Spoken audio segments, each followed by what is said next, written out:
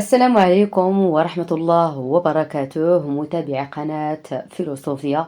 أرحب بكم مجددا في هذا الفيديو الذي سنحاول فيه إن شاء الله الحديث عن المجزوءة الأولى من المجزوءات المقرر تدريسها في السنة الأولى بكالوريا. يتعلق الأمر بمجزوءات ما الإنسان. هذا السؤال اللي هو ما الإنسان قد يبدو لمتأمله من الوهلة الأولى أنه سؤال بسيط، سؤال بديهي يفتقد لمشروعية طرحه. وربما إذا أعدت طرح هذا السؤال على شخص ما سيتسرع ويقول أو يجيبك بأن الإنسان كائن حي. ممتاز. ولكن إذا سلمنا بهذا التعريف سنجد بأن الإنسان ليس هو الكائن الوحيد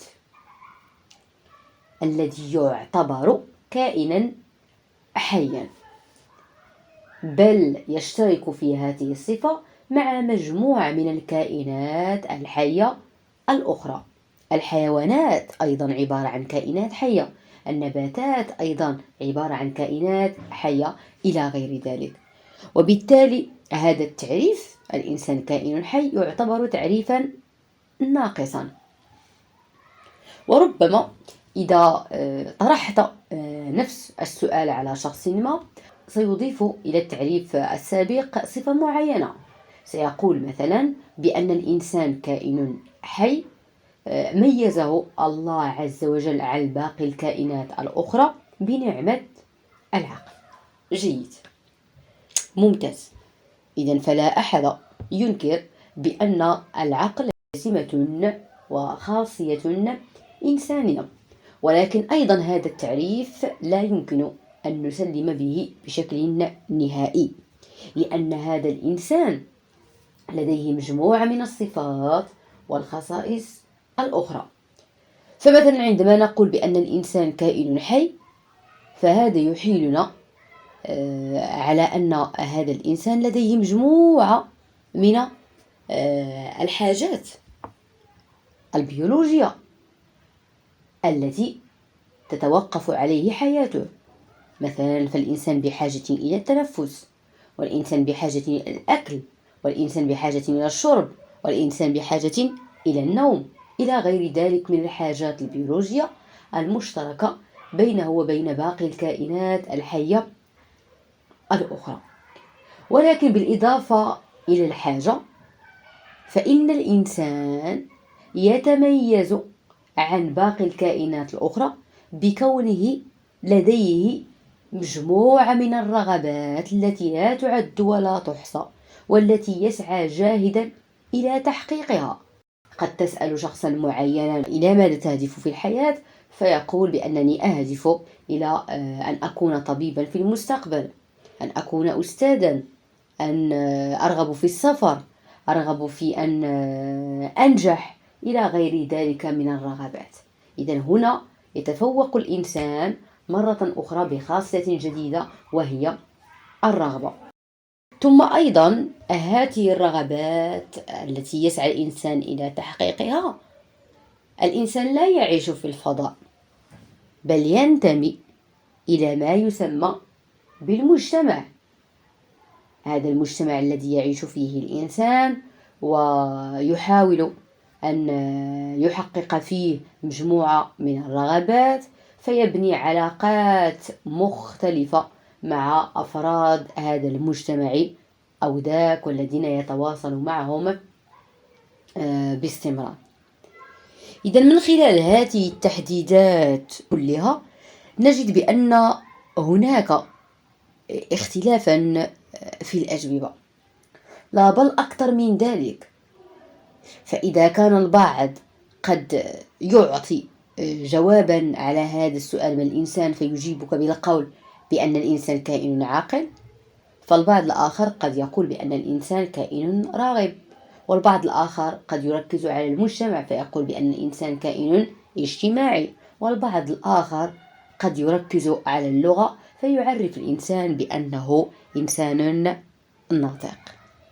إذن كما نلاحظ فإن هناك الاختلاف في الأجوبة من شخص إلى آخر. كما أن التأمل في تاريخ الفكر البشري يجعلنا نتأمل مجموعة من الأجوبة على سؤال ما الإنسان، وهي أجوبة متعددة تتعدد بتعدد أصحابها.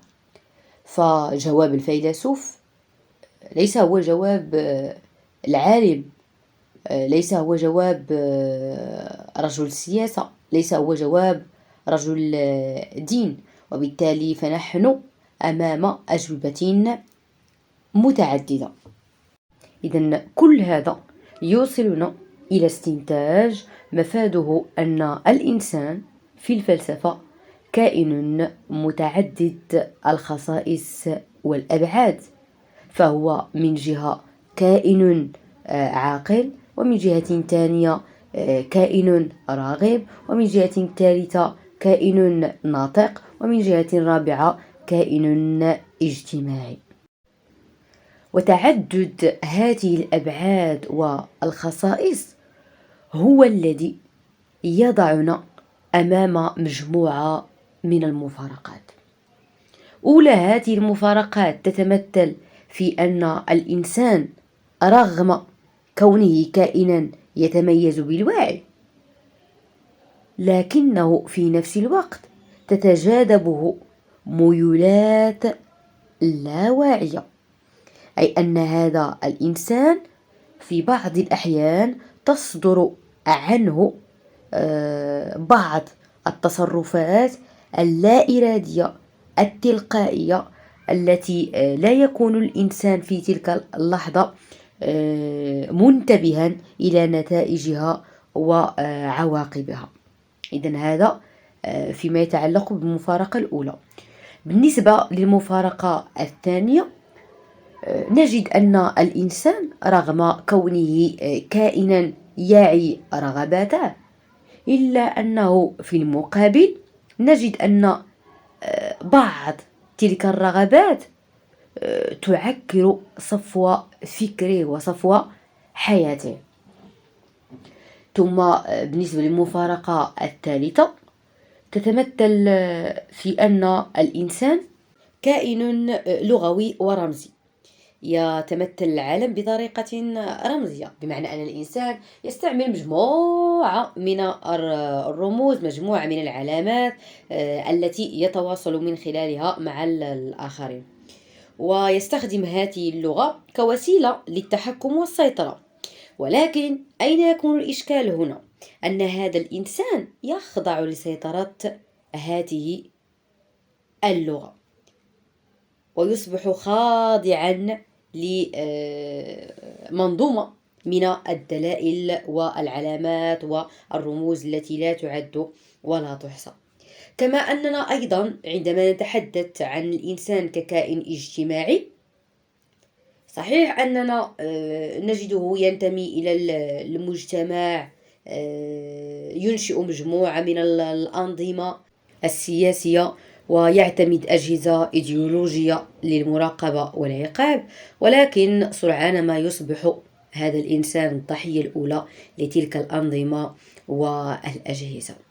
إذن هذا المفهوم وهذا السؤال وهذه المفارقات كلها تعيدنا إلى نفس النقطة التي انطلقنا منها: ما الإنسان؟ فهل نحن نتحدث هنا عن ذات مفكرة فحسب، أم كائن راغب، أم كائن اجتماعي، أم كائن ناطق، أم أن هذا الإنسان عبارة عن ذات منقسمة داخل وحدة لا مثيل لها؟ إذن هذه الأسئلة وغيرها سيتم معالجتها من خلال مجزوءات الإنسان التي سيتم فيها ومن خلالها التوقف عند 3 مفاهيم أساسية بالنسبة للشعب العلمية، وهي مفهوم الوعي واللاوعي، مفهوم الرغبة، ومفهوم المجتمع. أما بالنسبة للشعب الأدبية فبالإضافة إلى هذه المفاهيم ال3 هناك أيضا مفهوم آخر يتمثل في اللغة. إذن هذه باختصار بعض التوضيحات التي تتعلق بالمجزوءة الأولى، مجزوءة ما الإنسان. إذن بهذا نكون قد وصلنا إلى نهاية هذه الحلقة. أستودعكم الله الذي لا تضيع ودائعه، في أمان الله.